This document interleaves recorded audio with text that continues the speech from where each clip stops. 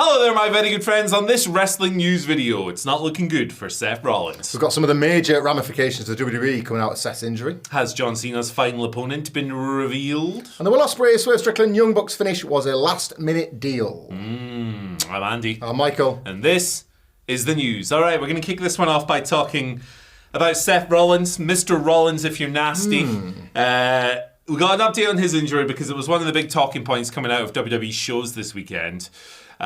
He was hurt while wrestling LA Knight, on Saturday night's main event. He lost that match. We'll talk about the booking in a bit. But in terms of the injury, he springed over, landed on his knee. He didn't land on his knee. He landed on his feet. He immediately started hopping around, favouring the knee. His face looked very worried because he's obviously had knee problems in the past that have kept him out for a while. In the moment, it was quite difficult to tell if it was part of the story or if it was legitimate because, obviously there are some injuries where you know straight away, like Zoe Stark, for example, where it's quite clearly, physically not what it's supposed to be. But with something like that where it appears someone has tweaked their knee, you don't immediately know. But it's since been confirmed by Fightful, PW Insider, and WrestleVotes.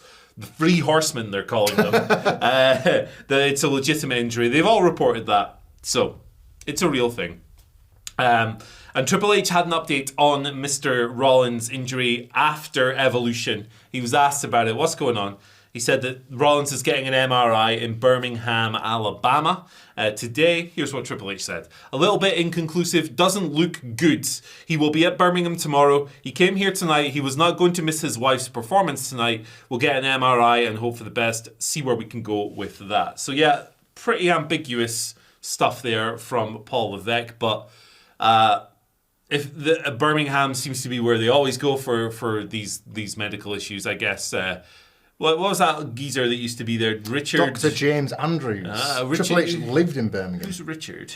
Dr. Richard. That's him. He went by Dr. Dick. That's him. He was the other doctor. Richard Robotnik. That's right. Is his full name.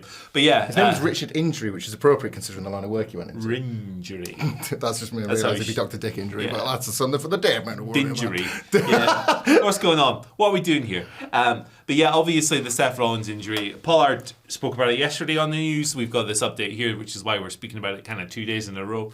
Potentially cataclysmic impact on the Fed because he happens to be the Money in the Bank briefcase holder. I don't know if you knew about that. You heard? Did you hear that? I heard that. Money in the Bank. I don't know if it's because I'm sitting in Wilborn's chair and it has this impact on people. I think it's a work, and I still think it's a work. And I've heard these reports, and I never doubt these, as you said, the three horsemen of journalism. And I would never typically go against the especially someone like Sean Rossapra, PW Insider. This is absolutely not to discredit them. They are a bedrock of what we get to do when we're talking to you on videos, just like this one. I just have a feeling it's a work, and I felt it in the moment, and I have taken a small social media break. So I went on to check the news sites yesterday to get this exact information, and was given no reason to doubt it from these very, very reputable journalists that I believe have been given very reputable information. And we're going to talk about, in the very next story, the potential knock-on effect this has had on WWE storylines because of Seth Rollins being at the centre of stuff. I just think it's a work, and I'm ready to just be like, eat crow. What have I got to get? I'll be called an idiot and a fool and whatever. The nature of the injury, noticeably to me anyway, it stuck out, just something I remembered, was when he got injured for real, this was in the run-up to WrestleMania 40, and there was going to be doubts over if he could make the show, and it was all things working a match with Jinder Mahal on Monday Night Raw. Remember that? Like furore. And he did the exact same move, landed in the exact same way on both feet, and I was like, oh, the knee's not right. And I just thought, that's interesting. That exact same thing has happened again. I was watching the facials of the referee, of Seth Rollins himself, of Paul Heyman himself. LA Knight, I thought, performed admirably if working on the assumption this was a shoot in the face of a situation that can't have been ideal, and the WWE presented it as if he was just, I'll take this one and walk away. Like Seth Rollins even put his arm as if to obscure a mouth where he might have been delivering a message of, get him to pin me, this one's over. I think they may have perpetrated quite an impressive worked shoot in the era where the kind of old work is the new work. It's harder than ever to fool anybody in the crowd, let alone the likes of us when we're having chats about, within the bubble, talking about like the real life stuff that's going on. It's really, really hard to perpetrate like an earnest, honest to God work. And let's just say if specifically CM Punk, but anybody was to topple Gunther at SummerSlam following the result of tonight's Gauntlet on Raw, or indeed how WWE choose to tell the story going forward, it would certainly be more impressive of Seth Rollins to rip away the cast and the crutch and be like, ha, ha, ha, I'm fine, and cash in then when you literally least expected it because you imagined he was injured until whenever. There is some precedent for this, some precedent. John Cena is and was especially, a human freak of nature back in the day, but WWE were liberal with the amount of time he was set to miss on the off chance that he was able to beat prognosis, and look at the Royal Rumble 2008, he did. An all-timer moment. Why? Because we were all worked in an era where that rarely happens. I'm just saying this, I'm absolutely not questioning the credibility of all of these sources and all these excellent journalists. It's just a weird little feeling I got then that I'm deciding to cling on to, but I will tell you now about why I'm probably 100% wrong. You will, but before you do that, something that definitely isn't at work is our NordVPN offer. It's back, baby. This is a shoot. End of the month, 76% off, up to 4 months for free, up to a $50 Amazon gift card. If you're traveling the world, if you're in Europe, you're from the US, you want to watch your shows, you want to get on Netflix, you see your home content, you can do that with NordVPN. Sign up. End of the month, it's gone. You guys liked it so much, we extended it a few weeks. It's a hell of a deal. You know what else is a hell of a deal? This news. Right, and here's why everything I just said is completely irrelevant, because apparently WWE's plans went up in smoke following Seth Rollins' injury on. This is the thing, this is why I think it makes it interesting too. So again, Fight for Select coming through some brilliant reporting about the ramifications of this Seth Rollins injury. They said it was several dominoes fell as a result of this injury. Obviously we saw the LA Knight result happen rather suddenly. LA Knight beats him with the BFT. Yeah. Doesn't look best pleased to have gotten the win in that nature. WWE kind of after Saturday night's main event rolls on and it all feels very awkward. And the report goes on to mention that one of the knock-on effects was the main event of the show, which included Goldberg's post-match speech after fighting Gunther getting quite abruptly cut off. This is not WWE's typical deal with Netflix where they can just let it ride. This was obviously NBC. They are kept to TV times. The match came back from concluding with a quick advert for the Atlanta tourism board, whatever it was, and then back in the ring with Goldberg, who got a split second to say thank you very much to his friends and family, and then we were off the air. WWE did put up the entire speech, which you can go and watch, and I heartily recommend it as well. Goldberg always took being a hero and an inspirational figure very seriously, and he's a serious guy, but the speech is actually quite nice to watch if you want to go and take a look. But the report goes on to say that clearly wasn't intentional. A number of people within the company felt bad it had happened. It was claimed that at least one higher up within WWE apologised to Goldberg on account of the hard out and obviously the timing issues that were affected by the Seth Rollins match. Again, it's Fight for Select. The report goes on to say Seth Rollins' injury is said to be legitimate and was treated as such to all backstage. Yeah, big ripple effect, as these things tend to do. Goldberg, this has happened to him before. His first run back, when it ended in 2017, he had a retirement speech that they did after Raw. And it was like, that's a bit harsh.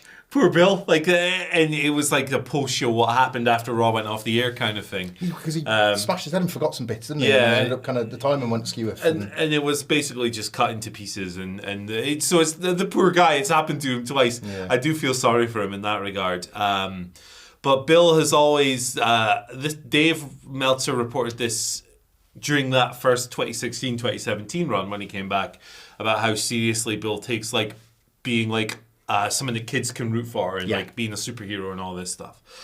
So it was important for him to get that, I think. One thing about the Goldberg situation, it's pretty disgraceful that his son has a full head of hair. Your dad is one of the all-time great baldmen, brother. Get that Bic. Get the Bic. Come on. Embrace it. Solidarity shaped by Gage. Yeah, it's disgusting, Gage. Get it together. Jokes aside, I actually thought the Goldberg Gunther match rocked. Me too. I really bit on that pinfall after the jackhammer when Bill couldn't pin because his knee was goosed in and the other ref came down. Actually, what Charles Robinson took a hell of a bump off of that. Oh my god! Off of that spear as well. Month, doesn't he? Yeah. Poor Charles. He's had a rough career. Yeah. Let alone month.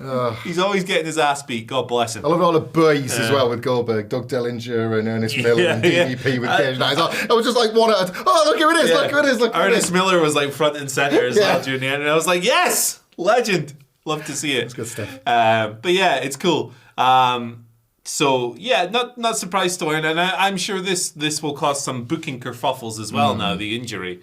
because it's like, what do you do with the Money in the Bank briefcase? Well, maybe if the injury is a fake, which we posited in the previous story, I feel it's legit, but I think it'll be an effective work if it's not. What do you do with the briefcase? Do you give it to someone else?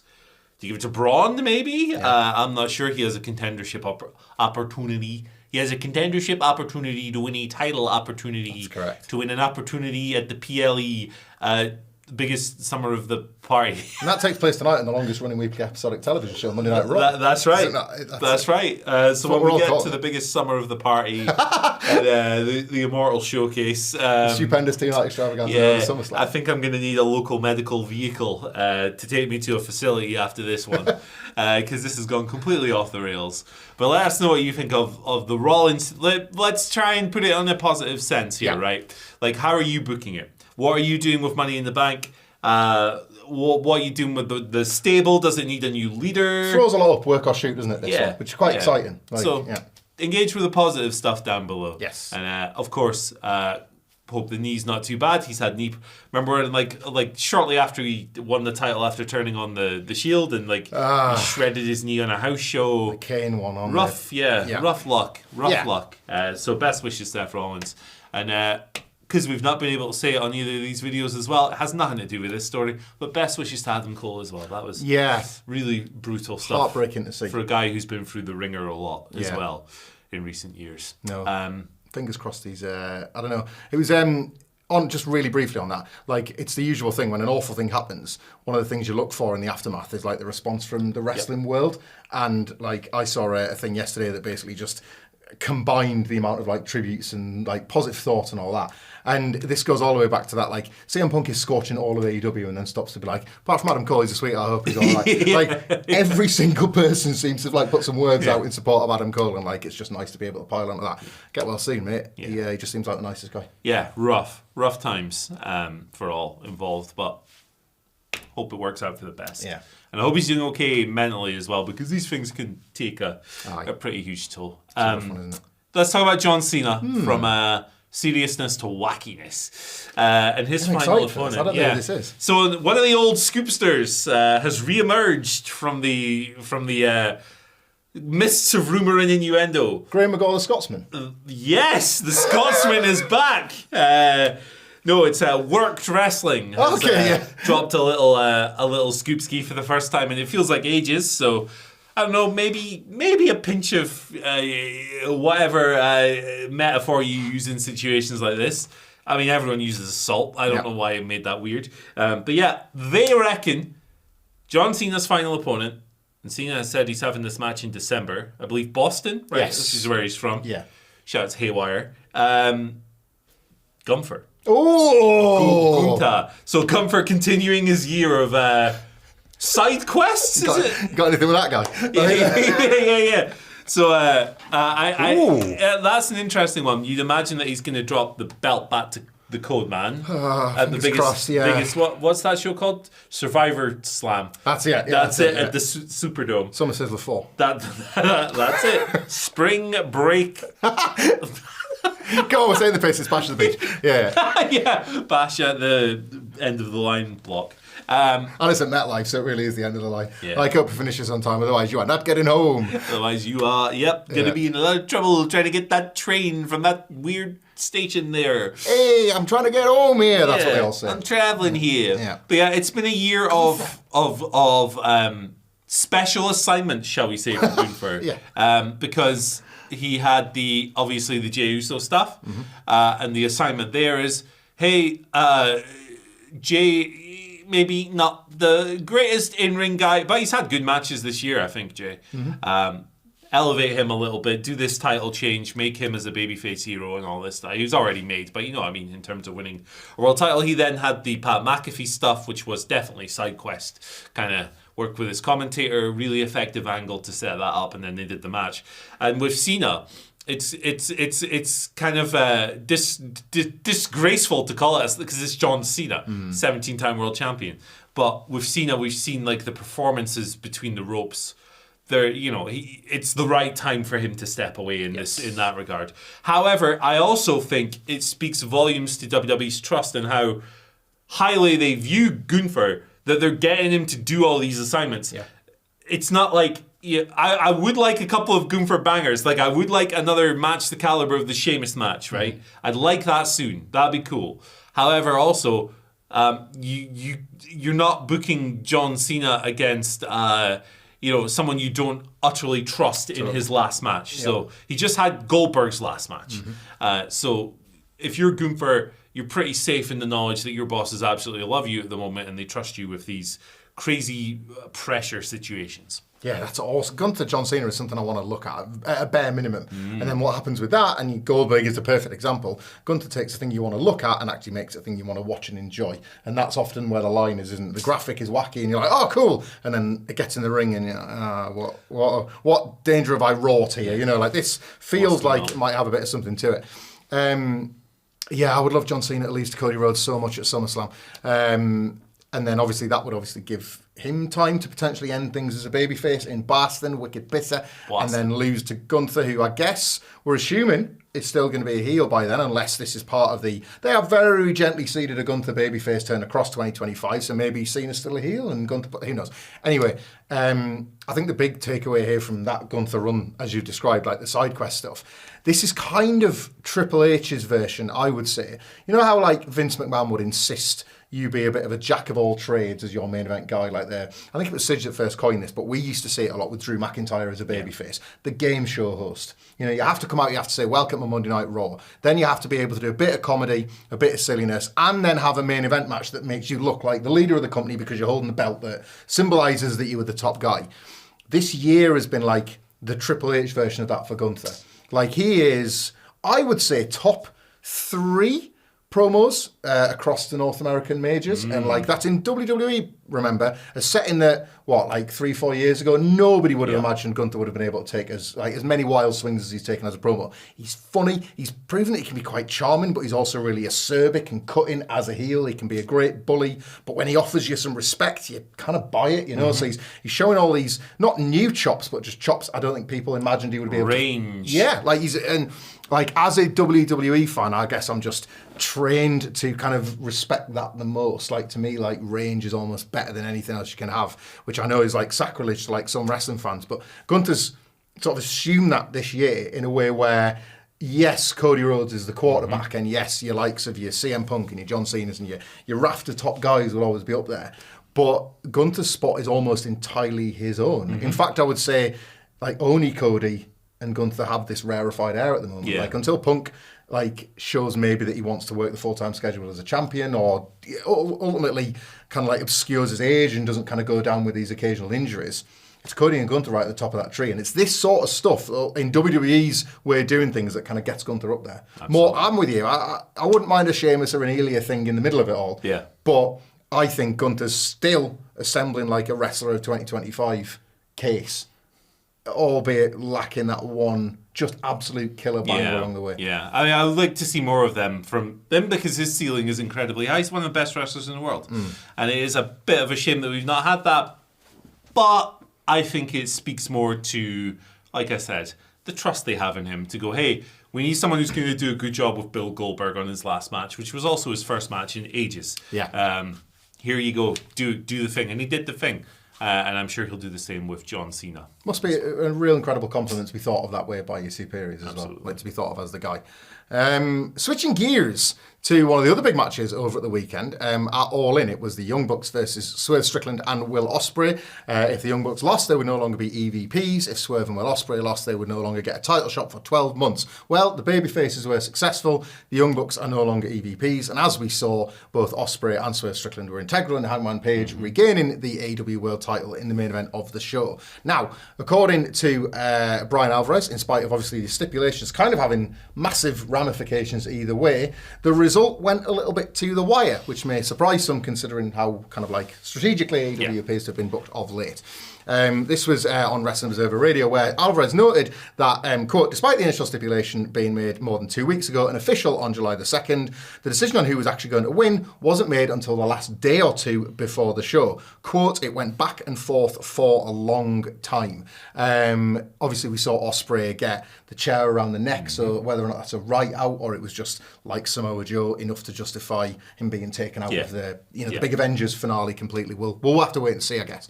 And Swerve was always maybe destined to have the big moment with Hangman Page, win or lose. But yeah, this is weird, right? Because so much of AEW of late, and I would say in a lot of 2025, the creative turnaround has felt as a result of lots of really cool long-term payoffs and things falling into place. And yet, for the second pay-per-view in a row, one of the biggest and most unpredictable matches apparently was going to the wire. Last month, or last pay-per-view cycle, it was Hangman and Ospreay, and who was going to win the Owen. And obviously, look how it's ended up, and Hangman won the belt.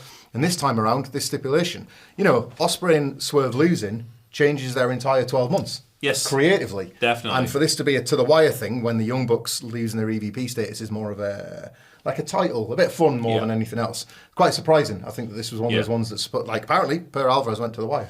Yeah, I thought the baby faces were going to lose the match. Me too. I thought that the Ospreay and Swerve not being allowed to challenge for the title is really bold decision, especially if Hangman's winning in the main event, because then you can have a year of Swerve going insane, knowing that he cannot challenge his rival. And you could actually, I think the finish with the chain and stuff would have still worked, because you could then have him festering in his own regret at helping. It would point to Hangman. Ospreay, wouldn't he? His anger, exactly. So then you'd have that program, and then you'd have the Hangman thing to go back to with Swerve, and then you could do Ospreay versus Hangman in a year as well. Like, there's all kinds of really interesting stuff. They might have a Wembley to sell. Exactly. Having to wait the whole year to get that title shot. And it does sound like they're going back to Wembley next year for this. So, yeah, interesting one. I think Kenny Omega actually recently let slip on his stream that he at least is no longer an EVP, I think. I saw that. Yeah. So if you kind of caught slip of that, you might have gone, well, the Bucks are going to lose then as well, because you'd assume it's the same for them. But I'm not reporting that. I'm making assumptions and extrapolating on stuff. But yeah, I think it's positive for the Bucks as well, to lose this, because I haven't. Personally, the EVP characters they've been doing, not for me. The match quality has obviously stayed very high. That's the thing about this Young Bucks run, is that a lot of people haven't really enjoyed the character work, but the body of work is still, between the ropes, is still pretty strong. Yeah, underrated if anything. Yeah, including this match that they just had, and you can go back to the Sting retirement match. There's a very solid body of work in there, bell to bell. So yeah, something new for them as well. I think that's fun. I think that's interesting. They were involved in the main event and the kind of death of the Death Riders, Dead Riders now more like. They were involved in that whole scene as well. So hey, fresh new things can't be a bad thing. I think the one thing coming out of the AEW show for me was that a lot of people who are on that roster now have something new, and that's pretty exciting to get to Dynamite this week and see what kind of directions they take that off in. I think the promotion for me is an Eddie Kingston return away from being back. Because he brings an authenticity that nobody else does, and I miss him a lot.